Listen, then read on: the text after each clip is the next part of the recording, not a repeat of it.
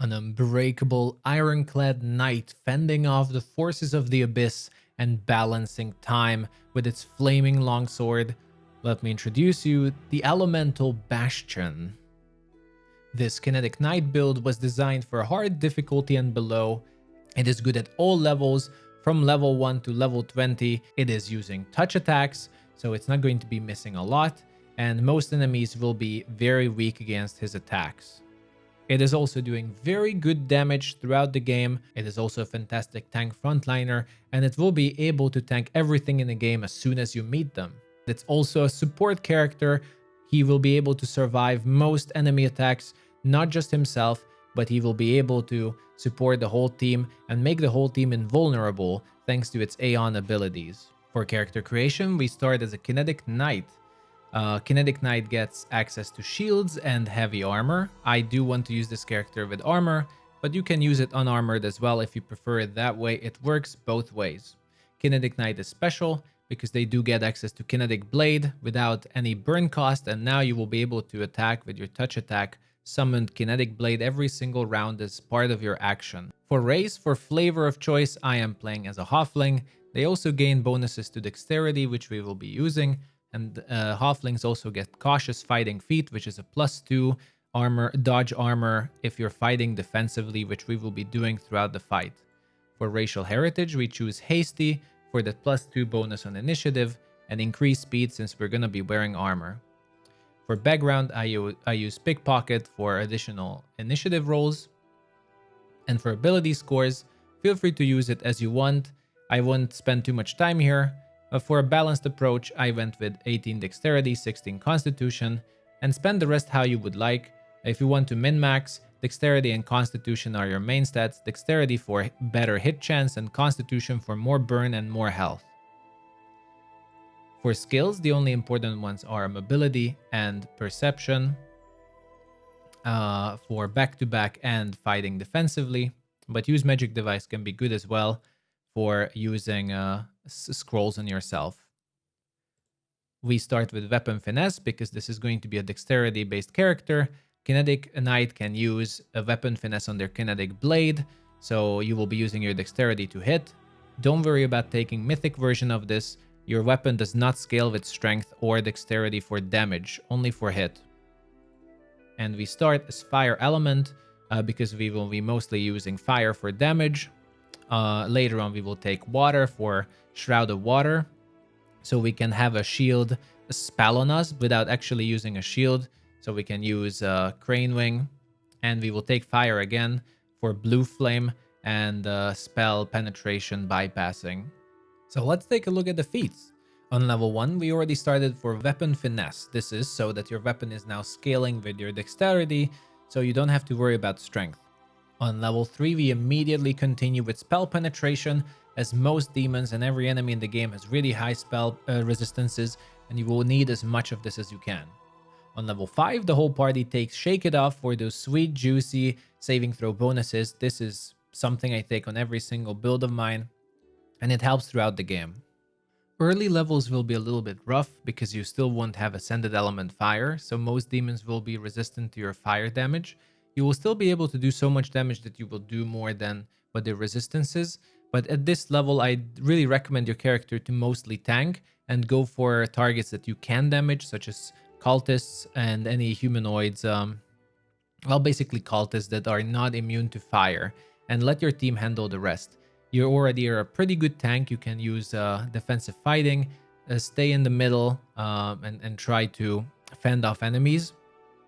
And also, if you do have Ember in your party, you can use Elemental Vulnerability, and then if you cast it on a demon, it removes their immunity, and you will be able to do fire damage with your Kineticist. On level 7, since we're a Kinetic Knight, we can take Outflank, and thus we are going to get a +4 bonus to our attacks if we are flanking an opponent. This is one of the reasons this build is so good. It benefits from all the melee feats. This is where I personally started my dips. They're not necessary, but they really help a lot, and especially in higher difficulties, you will just need these benefits, I think, to really make this character work in the front lines. On level 8, I took Witch. This is so that we can take Hex Blend for that additional +3 armor class, and using with the ring it's +5. I also take the Lizard Familiar for that +1 armor class bonus from it. On level 9, I do take the Monk. We also take the Dodge feat here for our level up, and we take Crane Style as the bonus Monk feat. You could start with a different background for improved unarmed strike, but I like the Monk because it does give us an additional feat, and this build is somewhat feat starved. On level 10, we take Fighter for additional feat, and this is where we take Crane Wing. From now on, we will continue on only Kinetic Knight levels, and on level 11, we are taking Greater Spell Penetration to increase the penetration even further. Mid-levels, your character is already reaching to its peak. From now on, it's really just going to be snowballing throughout the game. You have very good survivability. It's only going to get better from now on. You have the basic melee attack boosting feats that you require. You will be hitting everything. As you level up, you gain more and more attack bonuses to have multiple attacks per round. As you level up as Kineticist, your damage increases. You're able to support your armor class with multiple buffs. And you're going to do more and more damage with your character as you get the Kineticist items that I recommend in this video. So this character from now on is pretty much a great tank, great damage dealer. Enemies won't be able to resist your attacks, and it's only going to get better from now on.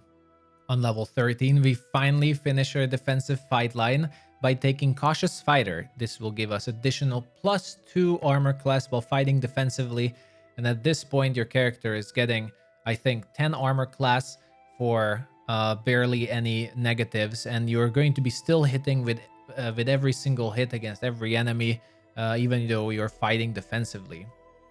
On level 15, we're taking back-to-back for that little bit of bonus tanking, especially with the ring, all-round defense ring. So you can swap these ring depending on what you need. But back-to-back is something I like to take with frontliners. On level 17, we take Combat Expertise. We do get additional dodge bonuses, and the -4, -5 penalty from Combat Expertise barely hits us because enemies have so low touch armor that you're going to be fighting with defensive, fighting, and Combat Expertise, and you're still going to be hitting the enemy constantly. On level 19, we're taking Crane Riposte to completely finish off the character. There are still so many feats we could take. You can take something else as well, but this will give us a little bit of an attack bonus. By late game, your character is going to be an absolute monster.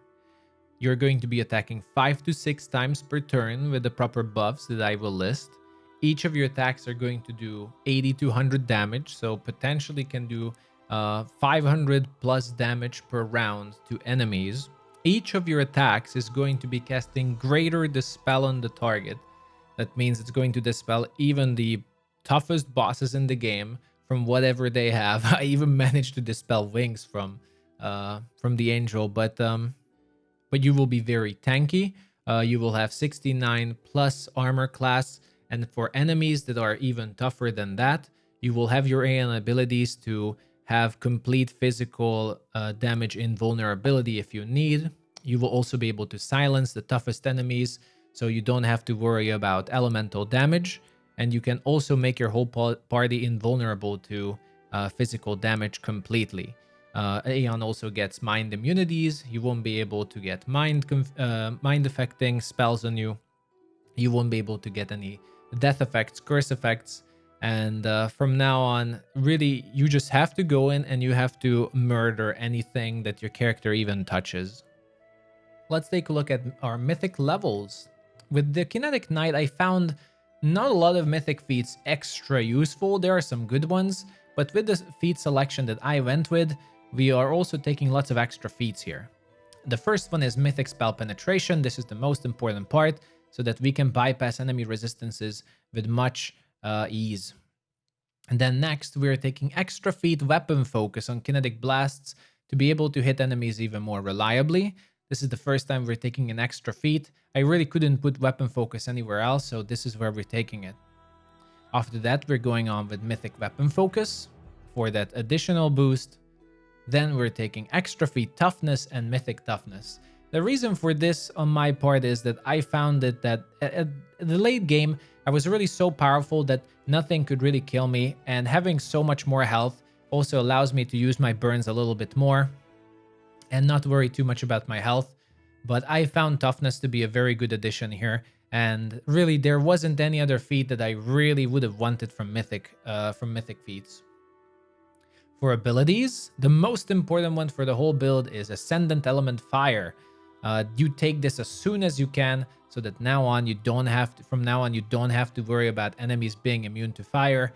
This is the point from where your Kinetic Knight is just going to skyrocket in efficiency, and it's going to be from now on it's a beast. Then I took Always a Chance. This is a very niche mythic ability, but it will allow you to hit an enemy even if you roll a natural 1, which would normally be an absolute miss. But for this character, this is amazing because you will never miss. I played through on core and I never missed. The only time I missed was if I rolled a 1, and it's really annoying, especially when you want to dispel the enemies. So Always a Chance for this character is fantastic.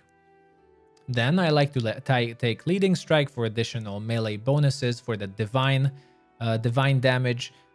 Especially if you use a melee character with you. I use Sela with a two-handed fighter. We worked wonderfully together. Next, I took Over-Infused Blasts. This is not that important, but if you have some infusions that you really like to take, then this can be very useful. If not, then you could take Last Stand here. I do not play with Last Stand, but you can take Last Stand here, for example, and gain the 2-round invulnerability. With that, your character is going to be even more unkillable. And for the final ability, we take Elemental Barrage. We take this so late because in Act 5 you can complete the Dragon questline, which will give you the Dragon Burial questline, which will give you a new familiar that will give your character a random element every time you attack. This is the wet dream for this Kineticist build. From now on, each of your attacks are going to trigger Elemental Barrage, and your damage is going to skyrocket.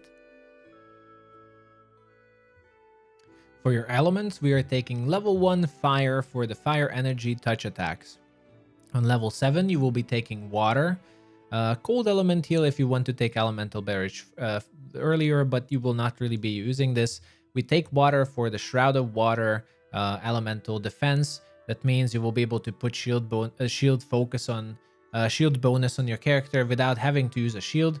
So you still make use of Crane style Crane Wing without actually using a shield, but still get a shield bonus. At level 15 Kineticist, we're taking Fire again for that Blue Flame. So now your composite blasts are going to be Blue Flames. They will be doing a lot more damage, and you will be able to take the Spell Resistance Bypass Infusion later on. For Wild Talents, we're taking Fire's Fury at the beginning for that additional damage. And then I do like to take Iron Will and Improved Iron Will, because our character is suffering from a little bit low will saving throws, but you will have more than enough Reflex and Fortitude. This is where we take Expanded Element Shroud of Water from the Water element. Then I do like to take Kinetic Healer. Kineticists are surprisingly very good healers, so you will be using this a lot, especially for resting. It's absolutely fantastic. Then I do like to use Flame Shield for a little bit of more damage, fixed damage, and defense for yourself. Your character can use 2 familiars at the same time, so you can use Lizard through the Witch, and you can take the Hair familiar through the Kineticist for that additional increased initiative, which you will need a lot. After this, you can really take anything you fancy. You do run out of amazing ideas here, so if you feel like you want to take something for the final one, feel free to take what you like. For your infusions, I don't really have too many tips. I started with Burning Infusion as soon as you can get it. This will give you more damage for your fire attacks, and you will put the enemies on fire.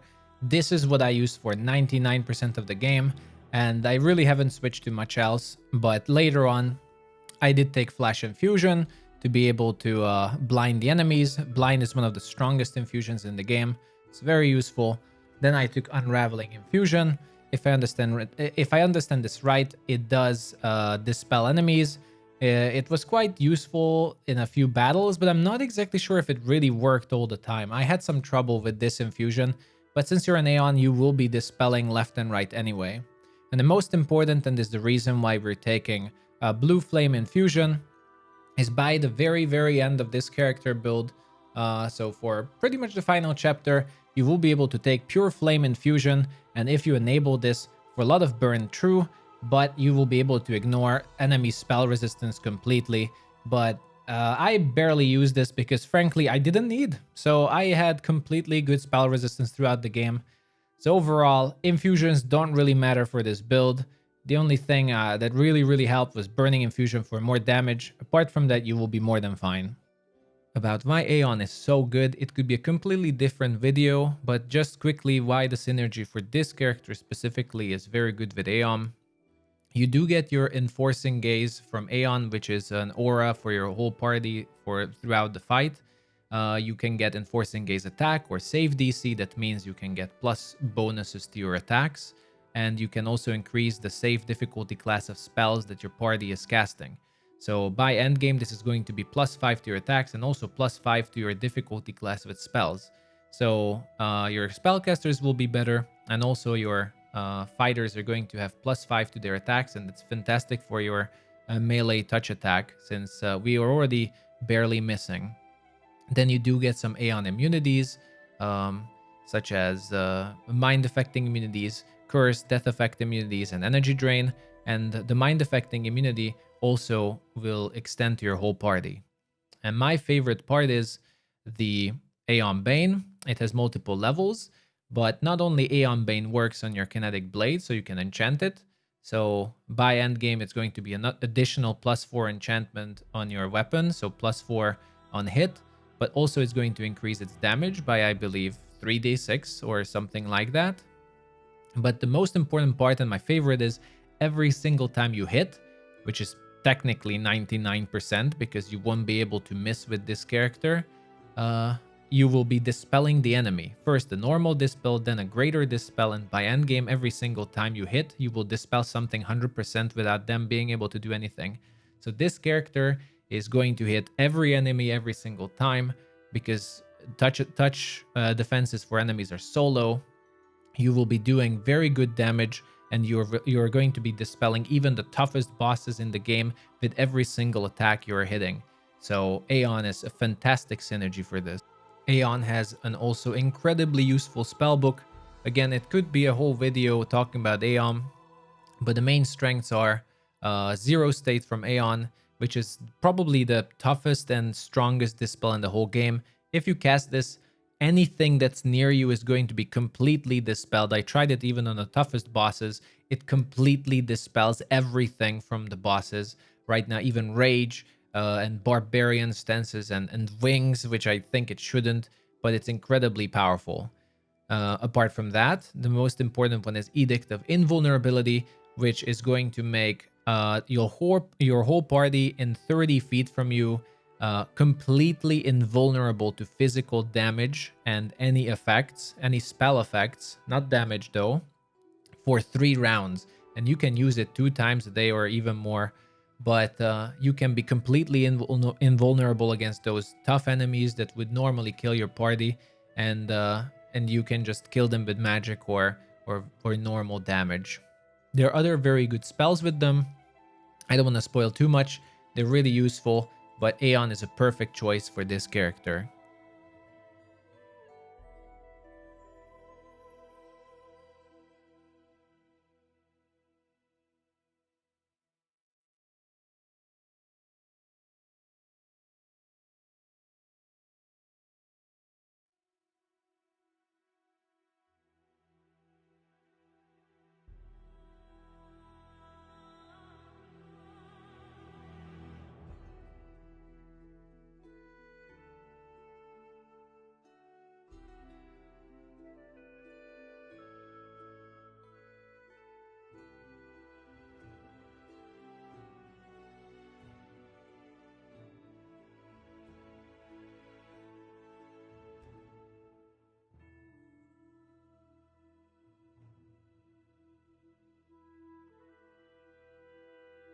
Thank you for watching. Hope you will enjoy this amazing Kinetic Knight. I had a blast with this character so far, and it's, I think, my favorite build at least. But let's go to the question of the day, which is, what is your favorite CRPG? As always, thank you so much for watching. Thank you for the support, and I'll see you all next time.